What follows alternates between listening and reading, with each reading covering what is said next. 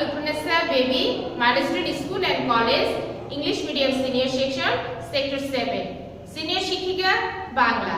প্রিয় শিক্ষার্থীরা, বাংলা অনলাইন ক্লাসে তোমাদের সবাইকে স্বাগত জানাচ্ছি। প্রিয় শিক্ষার্থীরা, তোমরা নিশ্চয়ই সবাই সুন্দরভাবে তোমাদের পড়াগুলো শেষ করছো।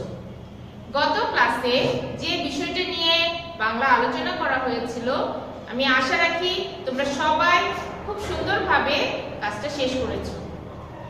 প্রিয় শিক্ষার্থীরা, আজকে আমি তোমাদেরকে বাংলা প্রথম পত্রের একটা অধ্যায় নিয়ে আলোচনা করব। আলোচনা যাওয়ার আগে একটু কথা বলে নেই। তোমাদের চারপাশে তোমরা প্রকৃতি থেকে বা আশেপাশের মানুষ থেকে, পরিবেশ থেকে অনেক কিছু শিখতে পারো।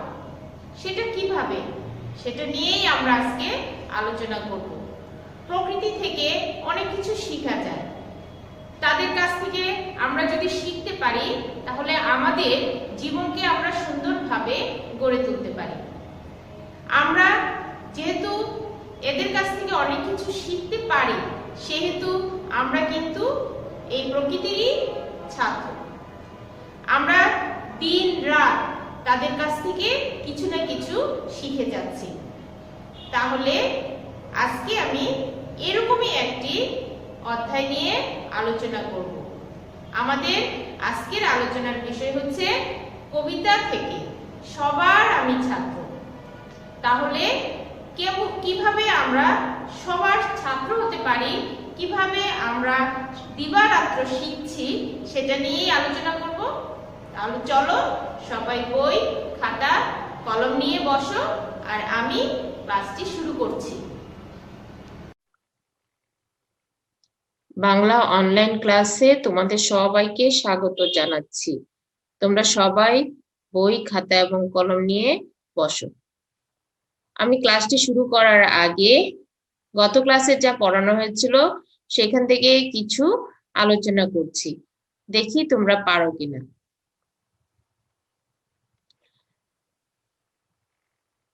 নিচের প্রশ্নগুলোর উত্তর দিবে। অক্কা পাওয়া বাগধারাটির অর্থ কি? তোমরা গত ক্লাসে বাগধারা পড়া শেষ করেছো, আমি সেখান থেকে প্রশ্ন করছি, নিশ্চয়ই সবাই উত্তরগুলো পারবে। অক্কা পাওয়া বাগধারাটির অর্থ হলো মারা যাওয়া। 2 নম্বর প্রশ্ন হলো অগাধ জলের মাছ বাগধারাটির অর্থ কি? দেখি সবাই পারো কিনা।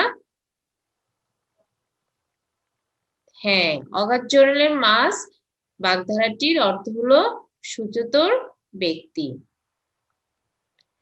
আষাঢ়ের গল্প বাগধারাটির অর্থ কি?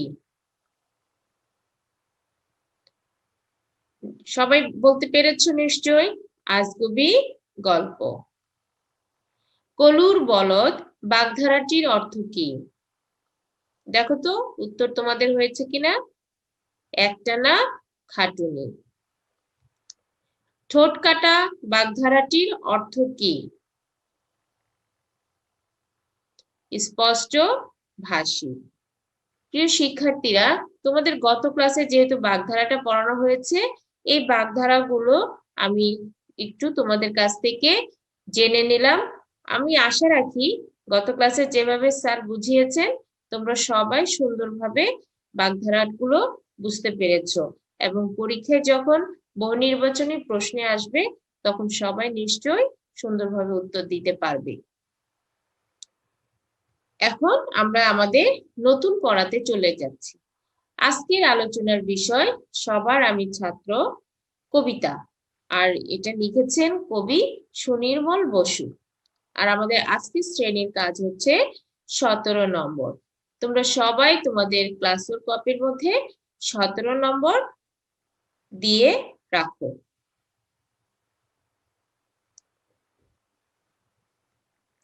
আজকে আমরা এই কবিতাটি থেকে কি কি শিখতে পারবো একটু জেনে নেই।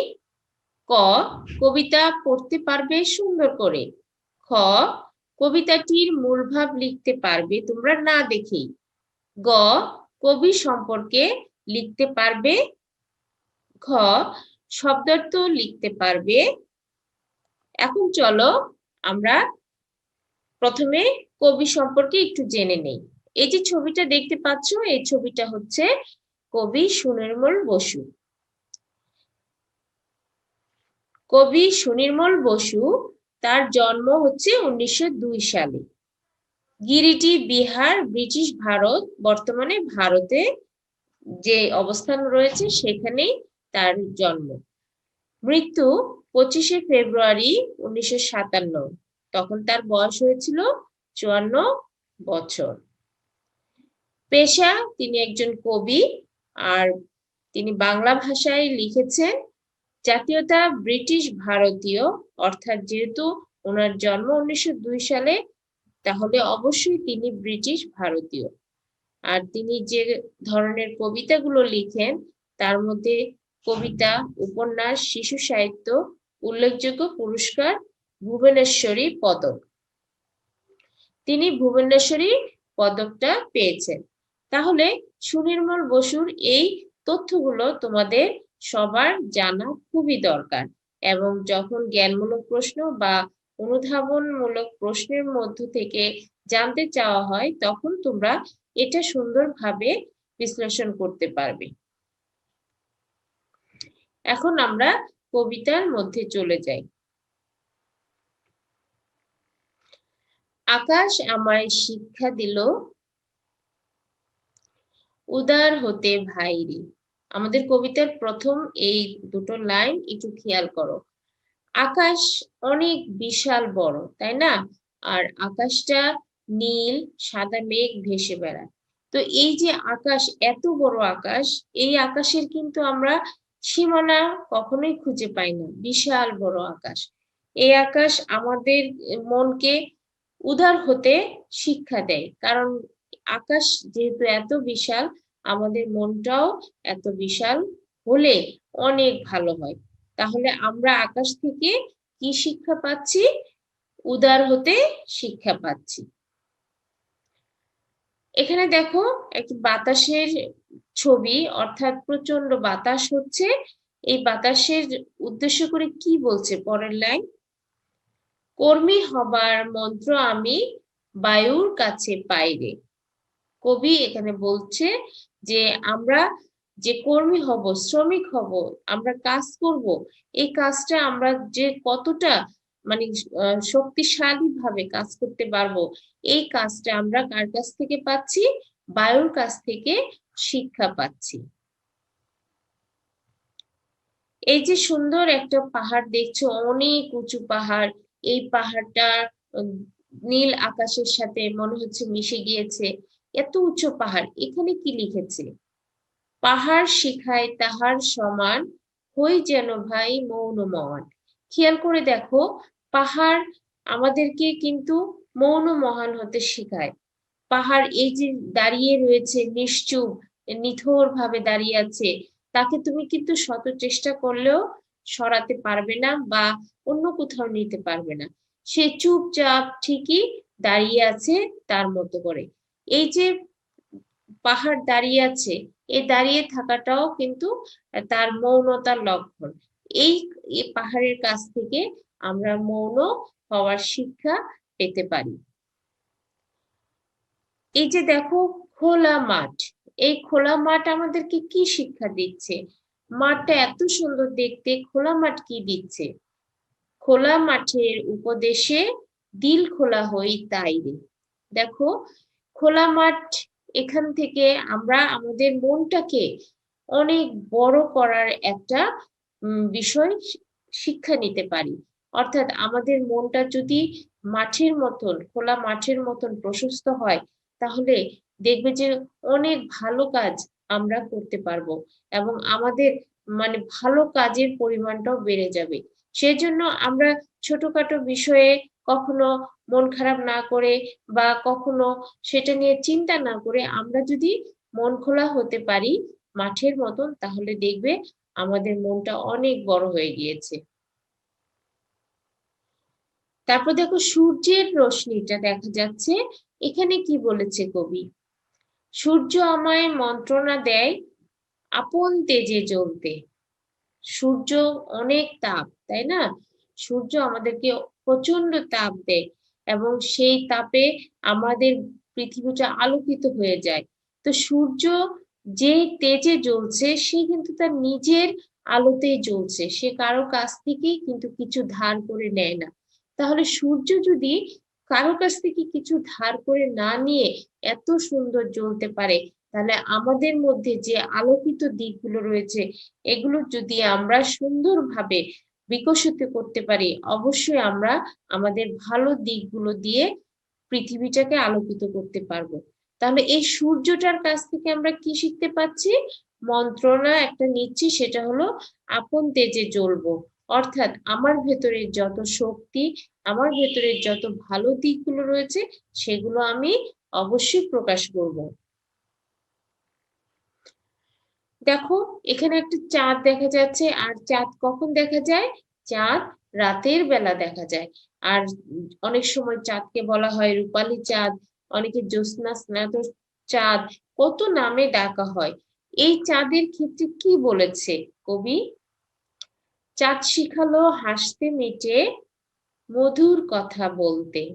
খেয়াল করো শিক্ষার্থীরা, চাঁদ এত মিষ্টি ভাবে আমাদের কাছে ধরা দেয়, অর্থাৎ দেখবে যে চাঁদের কোনো তাপ আমাদের গায়ে কোনো রকমের ক্ষতিগ্রস্ত করে না বা আমাদের গরম লাগে না। চাঁদের যে আলোটা সেটা এত মিষ্টি যে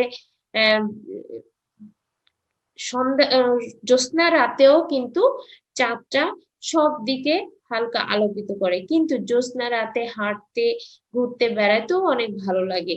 এই যে আলোটা, এই আলোর কাছ থেকে আমরা কিন্তু মধুর কথা বলতে শিখতে পারি। কারণ হচ্ছে যে এত সুন্দর চাঁদ, এত সুন্দর রূপালী চাঁদ, সেটা কাছ থেকে আমরা নরম মধুর ভাবে কথা বলাটা শিখতে পারি। এত সুন্দর একটা সমুদ্র দেখা যাচ্ছে, বিশাল বড় সমুদ্র, এপার থেকে ওপারে দেখা যায় না, জলরাশি উচ্ছ্বাসিত হয়ে আছে। এত বড় একটা সমুদ্র দেখলেই মনটা ভরে যায়, তাই না? এখানে কবি কি বলেছে? ইঙ্গিতে তার শেখায় সাগর, অন্তর হোক রত্ন আকর। তোমরা কি জানো সমুদ্রের নিচে প্রচুর পরিমাণে রত্ন রয়েছে? এই রত্নগুলো অনেক সময় উদ্ধার করে নিয়ে আসে মানুষ। এবং এই যে বিশাল সমুদ্র, এই সমুদ্রের মাঝে তুমি কত ধরনের প্রবাল পাবে, কত ধরনের খনি পাবে, তার কোনো হিসেব নেই। এই যে এত বিশাল বড় সাগর, এই সাগরের মন্তরে রত্নগুলো রয়েছে। আমাদের মনটাও কিন্তু বিশাল সাগরের মতো যদি আমরা করতে পারি, তাহলে আমাদের মনের ভেতরে যে ভালো দিকগুলো রয়েছে, আমরা যে ধরনের ভালো কাজকর্মগুলো করব, এগুলো কিন্তু আমাদের কাছে রত্নের মতন। তো বলেছে যে ইঙ্গিতে তার শেখায় সাগর, অন্তর হোক রত্ন আকর। অর্থাৎ সাগরের কাছ থেকে আমরা কি শিখবো? আমাদের অন্তর, আমাদের মনটা যেন কি দামি খনির মতো হতে পারে। একটা নদীর ছবি দেখতেছো সবাই, সুন্দর একটা নদীর ছবি। নদীর কাছে শিক্ষা পেলাম আপন বেগে চলতে।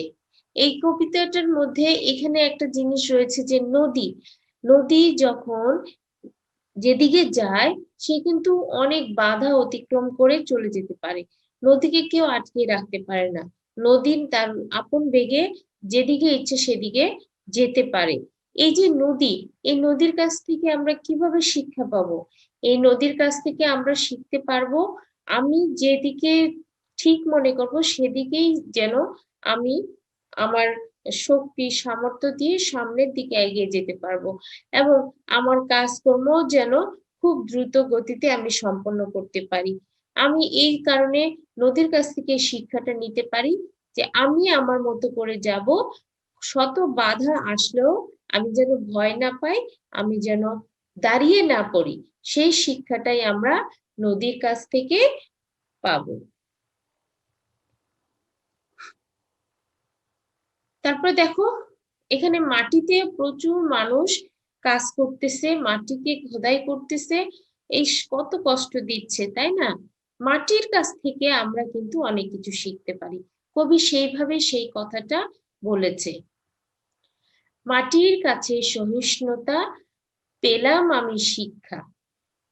শিক্ষার্থীরা খেয়াল করে দেখো, আমরা মাটির উপরে যে কত অত্যাচার করি।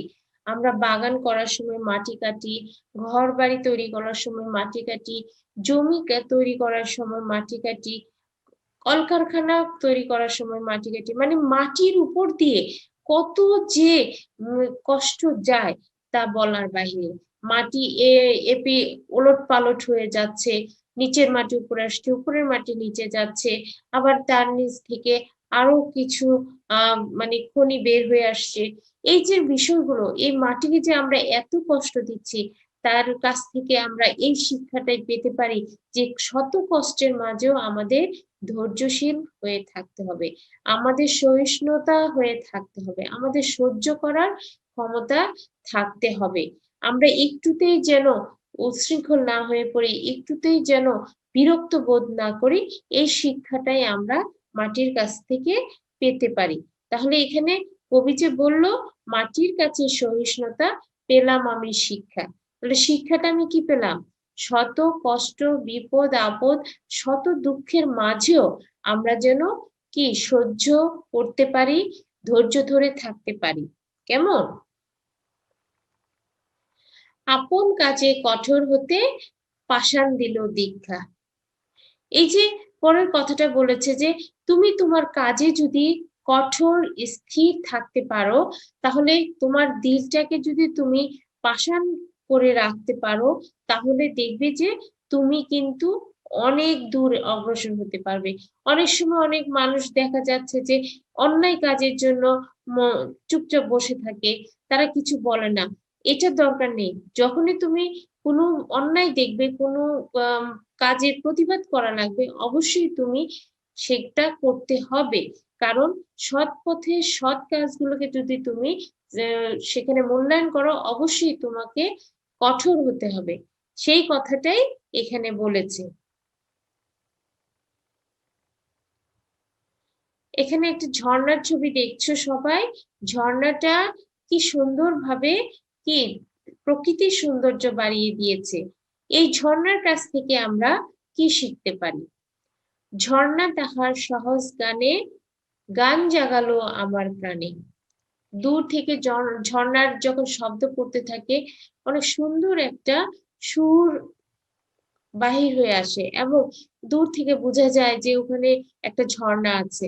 তো ঝর্ণার যে ছন্দ রয়েছে, সেই ছন্দের কাছ থেকে আমরা কি পেতে পারি? আমরাও কিন্তু গান শেখার একটা মনোবল পেতে পারি। তাহলে ঝর্ণার কাছে কি শিখতে পারি আমরা? গান। গান শিখতে পারি। ঝর্ণা তাহার সহজ গানে গান জাগালো আমার প্রাণে। অর্থাৎ ঝর্ণার যে ছন্দ, সেটাও কিন্তু আমার প্রাণে গানটাকেও সেভাবে বাহির করার চেষ্টা করেছে। সবুজ বন বনানী, গাঢ় ঘন সবুজ বন দেখতে কত সুন্দর লাগছে, তাই না? এখানে কবি কি বলেছে? এটা হচ্ছে যে দেখো কত সুন্দর সবুজ, কত ভালো লাগতেছে, দেখলেই মনটা কত সুন্দর হয়ে যায়। শ্যাম বনানীর সরসতা আমায় দিল ভিক্ষা। শ্যামবনানী সরসতা আমায় দিল ভিক্ষা মানে হচ্ছে যে এই যে সবুজ শ্যামল বন, এই বনটার যে রস রয়েছে, যে সৌন্দর্য রয়েছে, এই সৌন্দর্যটা আমাদেরকে দিয়েছে।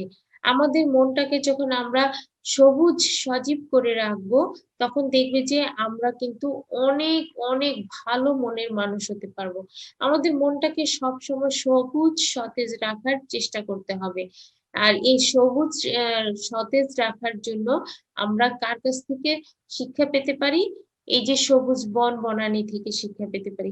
তুমি দেখো যে এই যে সবুজ রংটা, এই রংটা কত সুন্দর লাগছে, মনটাকে সজীব করে দিচ্ছে, তাই নয় কি? সেই জন্য আমাদের মনটাকে সজীব রাখার জন্য আমরা যেন সব সময় সজীবতা নিয়েই থাকতে পারি, এই শিক্ষাটা আমরা কার কাছ থেকে পাচ্ছি? শ্যাম বনানীর কাছ থেকে আমরা পাচ্ছি। প্রিয় শিক্ষার্থীরা, এতক্ষণ আমি তোমাদেরকে যে বিষয়গুলো দেখালাম, এখান থেকে আমাদের কিছু শিক্ষা নেওয়া হয়েছে এবং আমরা বুঝতে পেরেছি যে আমরা প্রকৃতি থেকে কত সুন্দর সুন্দর শিক্ষা গ্রহণ করতে পারি। আর এই শিক্ষাটা আমাদের জন্য খুবই দরকারি, তাই না? আমরা যদি এখান থেকে শিক্ষা গ্রহণ করি তাহলে আমাদের জীবনটাকে সুন্দর করে রাখতে পারবো। তো কবি এত সুন্দর করে এত কিছু বুঝিয়ে দেওয়ার পরে তিনি শেষে একটা কথা বলেছেন। কথাগুলো একটু লক্ষ্য করো। বিশ্বজোড়া পাঠশালা মোর, সবার আমি ছাত্র, নানান ভাবে নতুন জিনিস শিখছি দিবারাত্র। এই পৃথিবীর বিরাট খাতায় পাঠ্য যেসব পাতায় পাতায়, শিখছি সেসব কৌতূহলে, সন্দেহ নাই মাত্র। দেখো, আমরা এতক্ষণ প্রকৃতির মাঝে যা শিখতে পারলাম, এই প্রকৃতিটাই হচ্ছে আমাদের পাঠশালা। পাঠশালা হচ্ছে স্কুল। এখান থেকে আমরা অনেক কিছু শিখতে পারছি বলেই কিন্তু ছাত্র। আর একজন ছাত্রই কিন্তু অনেক কিছু থেকে শিখতে পারে। আমরা দিনরাত যদি চিন্তা করি তাহলে দেখব যে নানাভাবেই আমরা কিন্তু বিভিন্ন জিনিসের কাছ থেকে শিক্ষা গ্রহণ করছি। তারপর বলল, এই পৃথিবীর বিরাট খাতায় পাঠ্য যেসব পাতায় পাতায়। পৃথিবীটাকে যদি একটা খাতা ধরা হয় তাহলে প্রকৃতির যে বিষয়গুলো আমরা আলোচনা করলাম সেগুলো এক একটা পাঠ্য বইয়ের পাতা ধরা যায় কেমন, আর প্রতিটি পাতা থেকে আমরা কিন্তু অনেক কিছু শিখতে পারি। শিখছি সেসব কৌতূহলে, সন্দেহ নাই মাত্র। এখানে যে কথাটা বলেছে যে আমাদের মধ্যে অনেক কৌতূহল আছে, আমরা কৌতূহল নিয়েই কিন্তু পৃথিবীর মধ্যে অনেক কিছু শিখার চেষ্টা করেছি। আর আমরা অনেক কিছু জানতে পেরেছি এবং আমাদের যে জিনিসগুলো কখনো জানা ছিল না সেগুলো চোখে দেখার সুযোগ হয়েছে। যদি আমরা এগুলো না শিখতে চাইতাম তাহলে কিন্তু আমাদের সামনে সেগুলো আসতো না। এর জন্য তোমার মনে যত কৌতূহল থাকবে তত তুমি পৃথিবী থেকে অনেক কিছু শিখতে পারবে।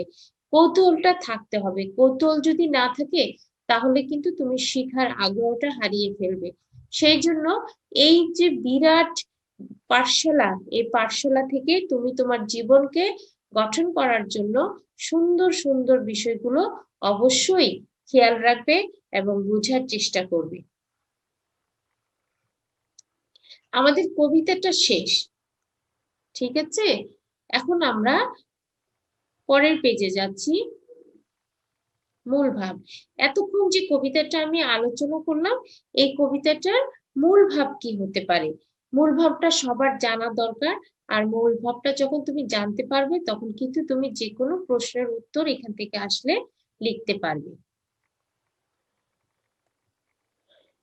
শিক্ষার্থীরা, তোমরা সুন্দরভাবে খেয়াল করে দেখো এখানে কি লেখা রয়েছে। জন্ম থেকে মানুষ প্রকৃতির উপর নির্ভরশীল।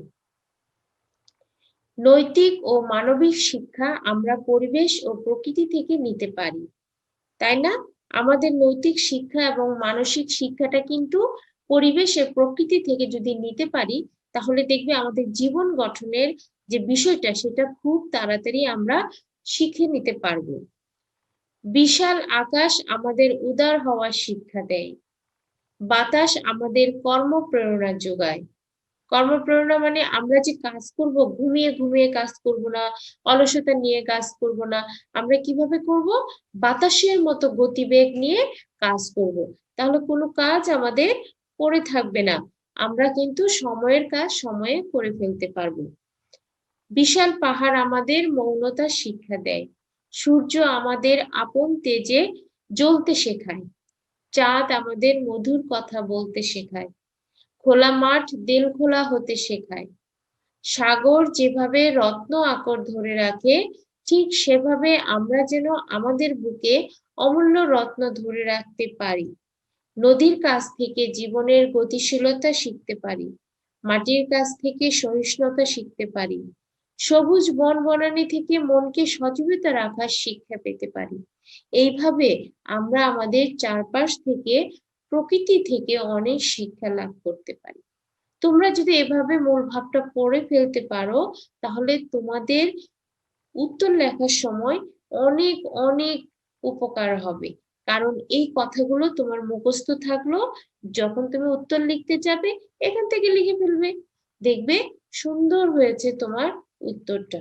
আর অবশ্যই অনুধাবনমূলক প্রশ্নের মধ্যে এই উত্তরগুলো অনেক কাজে লাগে।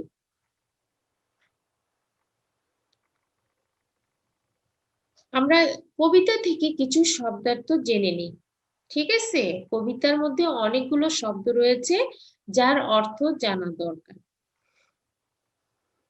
প্রথম হচ্ছে উদার। উদার শব্দের অর্থ হলো মহৎ, দানশীল।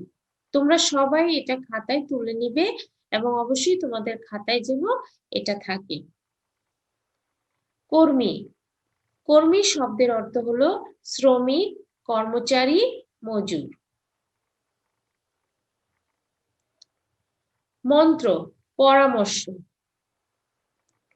বায়ু, বাতাস।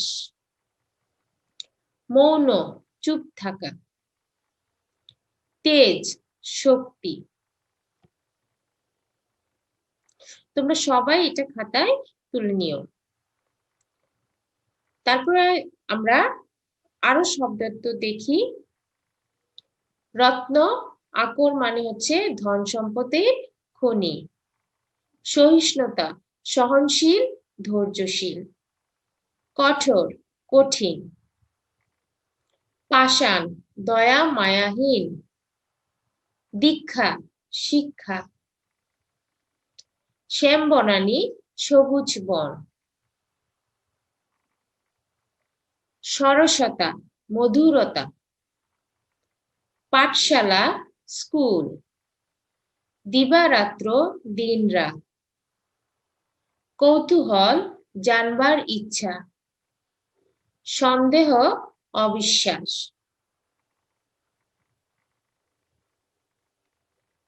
শিক্ষার্থীরা, আমাদের আলোচনা শেষ হয়ে গিয়েছে। এখন আমি তোমাদেরকে কিছু ক্লাস ওয়ার্ক দেব, তোমরা সবাই সুন্দরভাবে ক্লাস ওয়ার্কটা করে ফেলবে।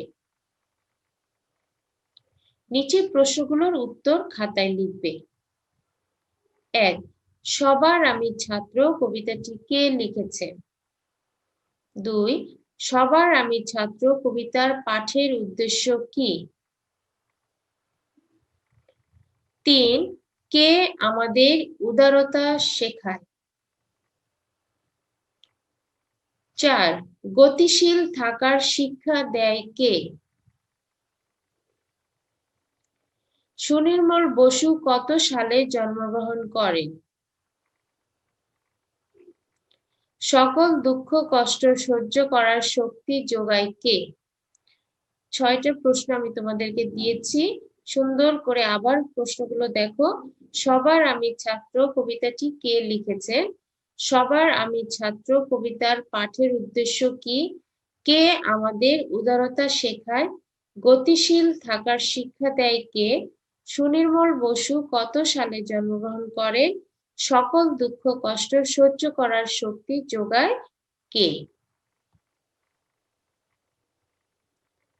এর উত্তরগুলো সুন্দরভাবে পুরো বাক্য দিয়ে লিখবে, কোনো শর্ট ফর্মে লিখো না বা শুধু শব্দে লিখো না। তোমরা এটার উত্তর যখন লিখবে অবশ্যই এটা বাক্যে লিখবে, এতে তোমার জ্ঞানমূলক প্রশ্ন উত্তর লেখার বিষয়টাও কি হয়ে গেল, শেখা হয়ে গেল। বাড়ির কাজ। সবার আমি ছাত্র কবিতা থেকে কবি পরিচিতি, মূল ভাব, শব্দার্থ, বানান শিখবে। তোমরা সবাই এইগুলো ডায়েরিতে লিখে রাখো। প্রিয় শিক্ষার্থীরা, তোমরা আজকের ক্লাস থেকে আশা করি অনেক কিছু শিখতে পেরেছো।